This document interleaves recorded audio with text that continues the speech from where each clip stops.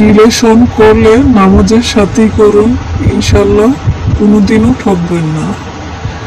3, আমি আল্লাহকে দেখিনি কিন্তু দেখেছি তার সুন্দর সৃষ্টিকে, আলহামদুলিল্লাহ। 4, প্রসঙ্গ যখন ধর্মের তখন আমাদের ইসলামই সেরা। 5, তুমি আবারও কাটবে দোয়া কবুল হওয়ার আনন্দে। 6, প্রসঙ্গ যখন মানসিক শান্তির তখন 5 ওয়াক্ত নামাজই সেরা, আলহামদুলিল্লাহ।